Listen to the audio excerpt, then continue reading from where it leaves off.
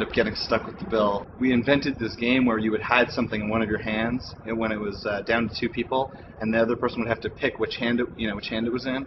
And there was like little bar peanuts at this one place. He hides the peanut in one of his hands, and I picked the wrong hand, and he's so excited. He goes, "You should have sniffed the peanut, buddy." So we call that game Sniffing the Peanut from now on. I'm terrible at that game also.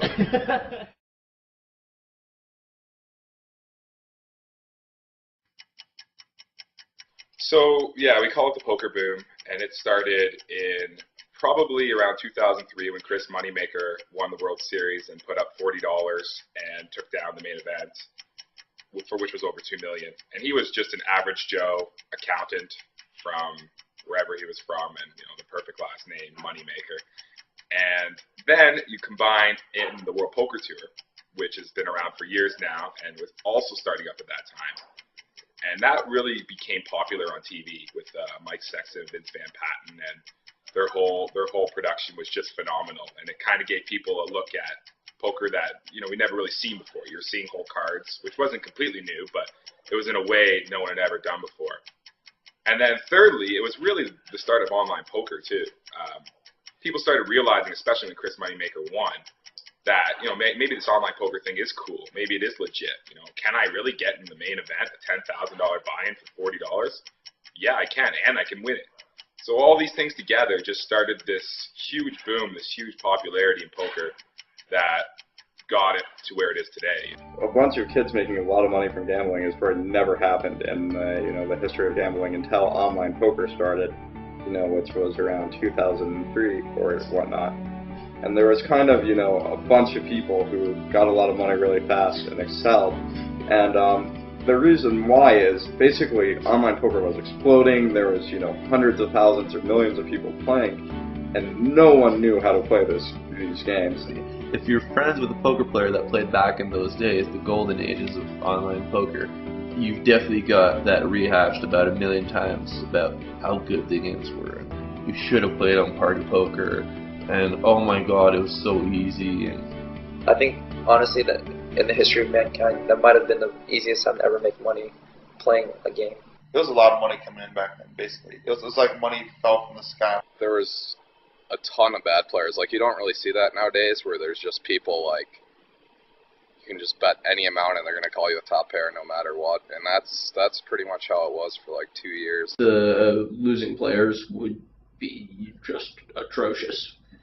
I mean, they really ran the spectrum in terms of the mistakes they were making. Some were way too loose, some were way too tight, some would, just bluff and completely hopeless spots. Others would put in lots of money on the early streets and then fold the later streets consistently.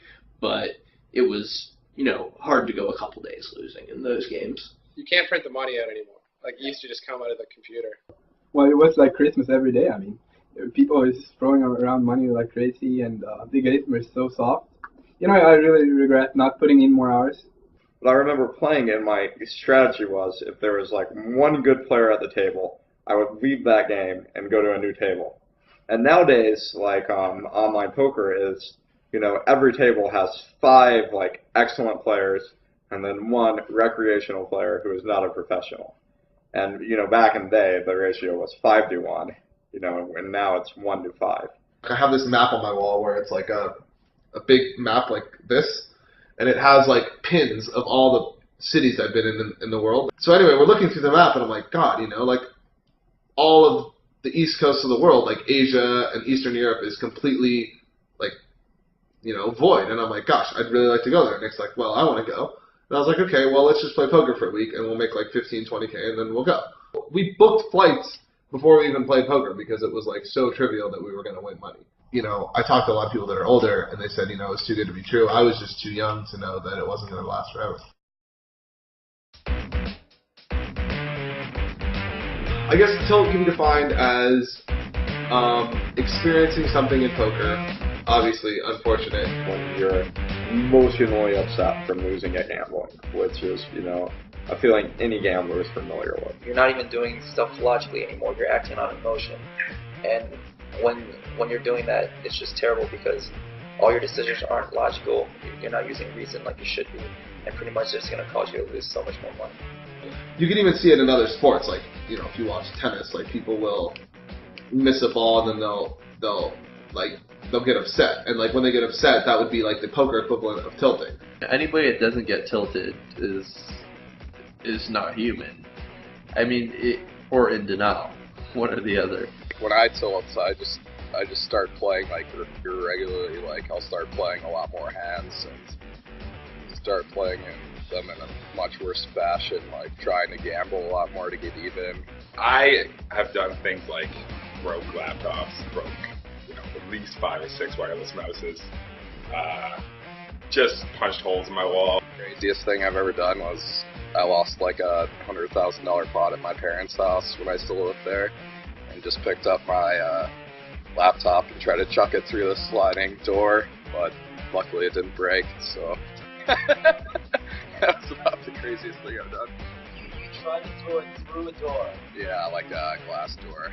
And it hit the door and fell. It just bounced off, and I was kind of happy with that. I went to my garage. I was super tilted. I had just left the tables there. I got up and I took the time to go to my garage, and then I was like, I gotta break something. And I see the wall, so I'm like, I don't want to punch in a stud in the wall, so I give it a big kick first, and there's like a big hole in the wall. I'm like, alright, there's no stud right there. So I hit like a foot above that, but there were horizontal studs, so I just crushed my hand there. My hand just exploded, and I had to go to the hospital that night. One of the main reasons people tilt or they get annoyed in life after having a losing session is there's this huge period of self-doubt where they're like, okay, well, if I just lost money this session, maybe I'm not even a winning poker player. You know, these things that start to go through your mind, and you're like, okay, well, if I'm not a winning poker player, that means I'm going to run out of money fairly soon, and then I'm going to have to get a JOB, which is basically like the worst possible result. The 3-letter word, JOB. That's not what you want. I'd have to make a resume and stuff. That would be terrible. A lot of really talented poker players, that's going to be their downfall, not necessarily tilt, but just like emotional control in general and discipline. It could help so many other players. And I mean, sometimes if you can't control it, I mean, it might seem a bit cowardly, but the best thing to do is just to stop and start playing. You know? But the thing is, I lose my mind over stupid stuff like a video game or like a basketball game. But like with poker and stuff like that, like I've always learned that it was so important just to keep a straight mind, that there's no way you can be successful at this game, especially at the higher stakes, if you can't control your emotions. So with poker, I rarely ever like go on some type of emotional tilt, because if I do, I'll just quit, because I know that I can just come back the next day and I'll play better.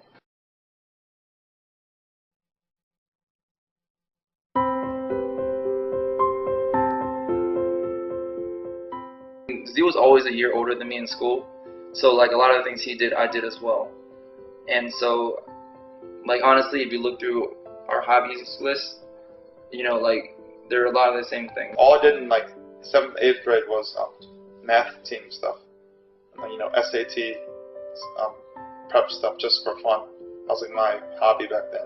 SAT prepping for fun. Yeah, I'll see what the highest score I can get in SATs is. Did you ever hit a perfect score? No, I suck in verbal.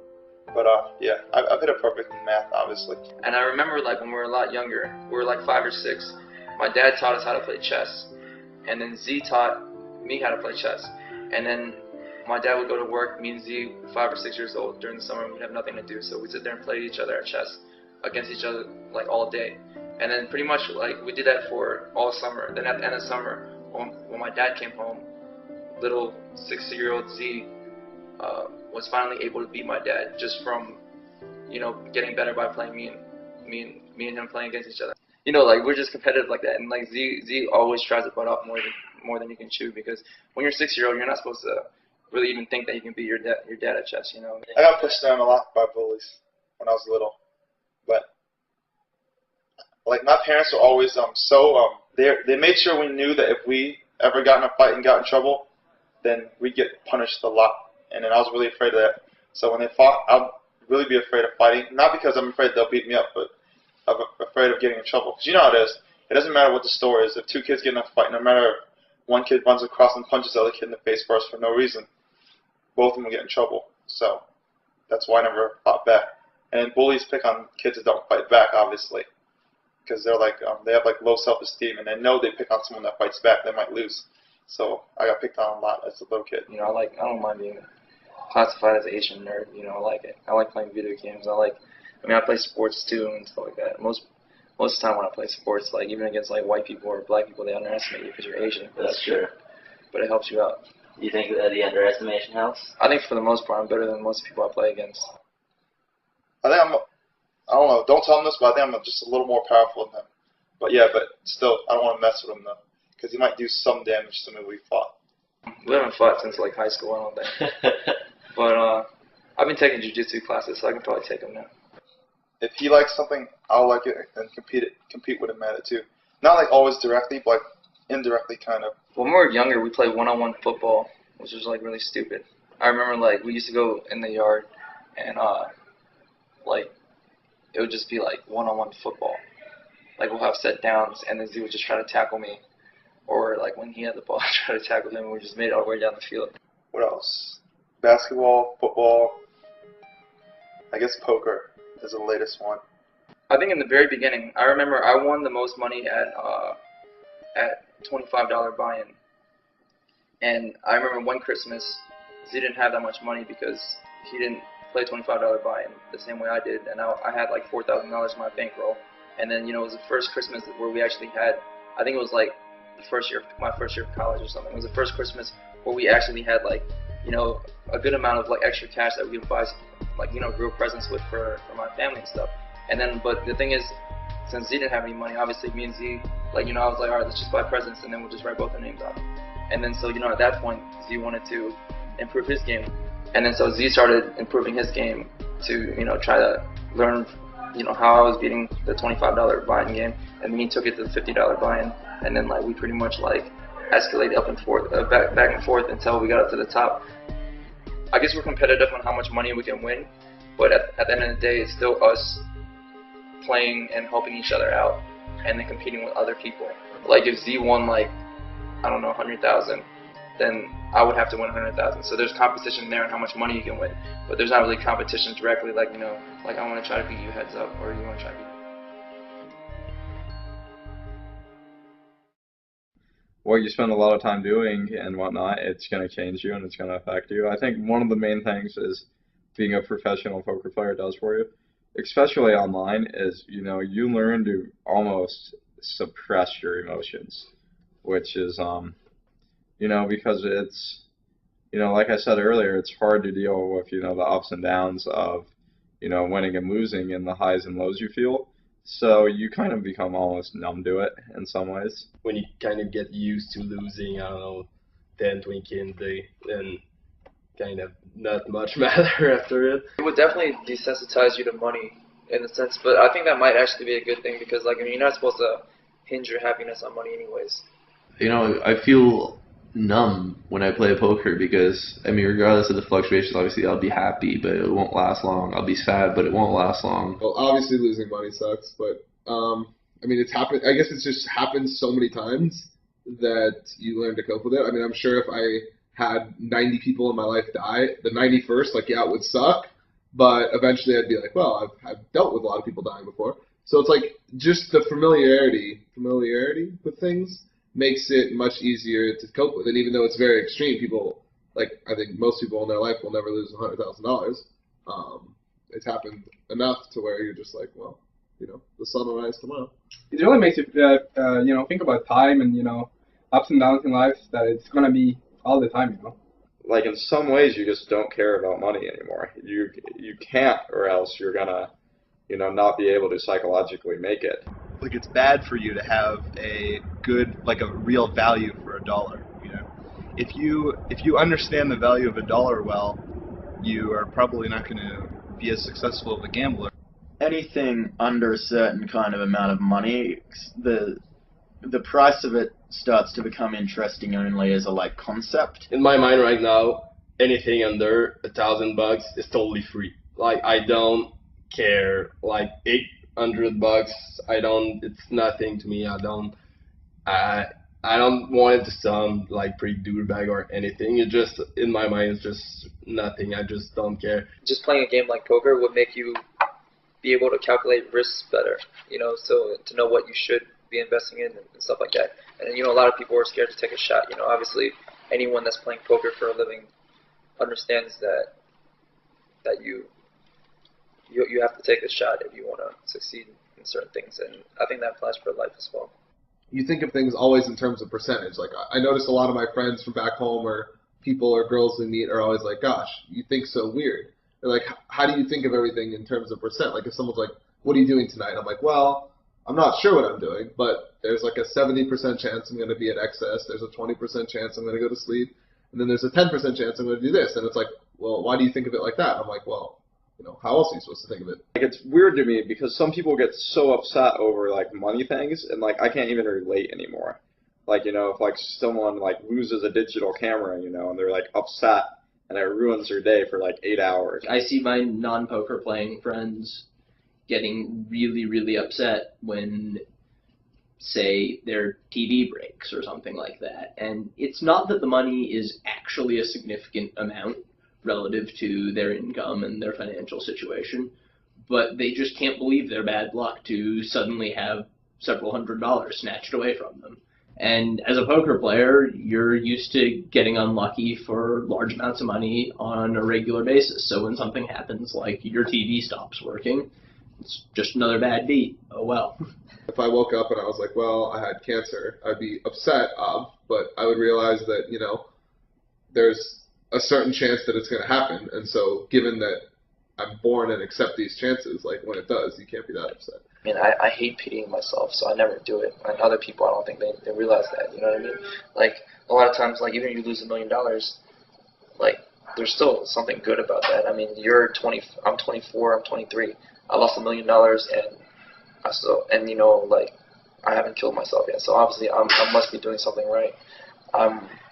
I have so much money that I can afford to play a game and lose $1 million and still have more money than all my peers.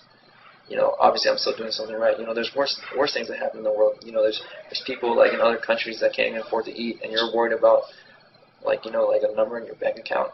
Like, it's crazy.